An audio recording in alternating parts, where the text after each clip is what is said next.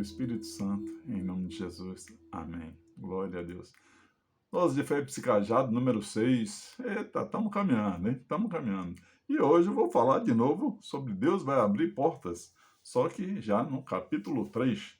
Estamos falando já sobre isso na terceira série. Gente, lá em Êxodo, capítulo 3, a partir do 16, a palavra de Deus nos diz: o sacerdote de Midian tinha 7 filhas, vieram essas tirar água e encheram os tanques para dar de beber ao rebanho do pai. Então vieram os pastores e as enxotaram, botaram elas para fora.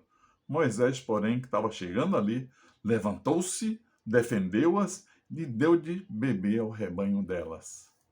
Toda vez que a gente age buscando justiça, livrando as pessoas das injustiças, Deus começa a abrir ou reabrir, no caso de Moisés, as portas. Repara que Moisés, criado no luxo, de repente se vê acuado num deserto, vai se parar em Midian, e ali não tinha o que fazer, um pária. E de repente ele defende aquelas meninas, dá de beber ao rebanho, e quando essas meninas chegam em casa, o pai pergunta: por que vieram tão cedo e tal? Ela diz: não, porque uma pessoa nos defendeu, ainda deu de beber ao rebanho. Quem é essa pessoa? Traga ela aqui. E ali ele se casa com a filha do sacerdote, lá de Midian. Muito bem. A gente aprende aqui que Deus abriu portas de moradia para Moisés.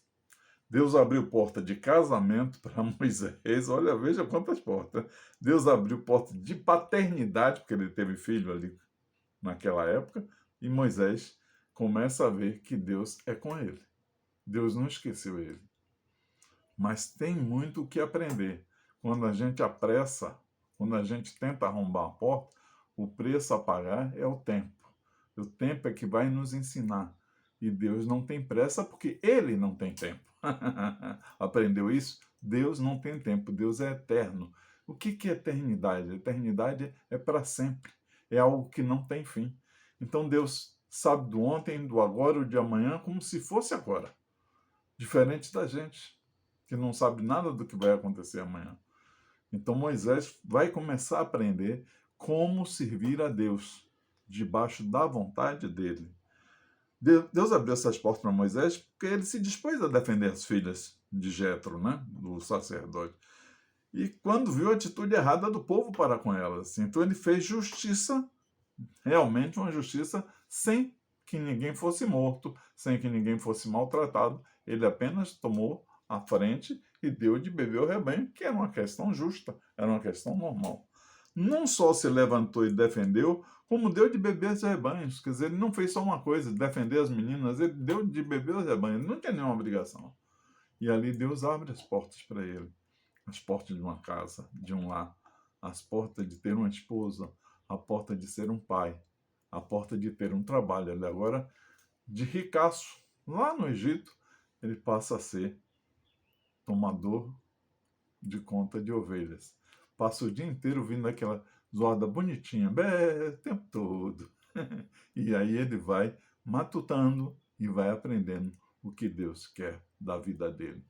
Você tem pensado, você tem parado, você tem sentido o que Deus quer para você?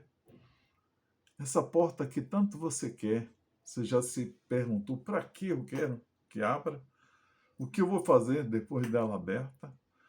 É da vontade de Deus que ela se abra? Se for da vontade de Deus, eu vou me manter firme nos caminhos do Senhor, eu vou continuar glorificando, agradecendo a Ele. Pare para analisar, porque amanhã tem mais. Talvez seja o último capítulo, talvez.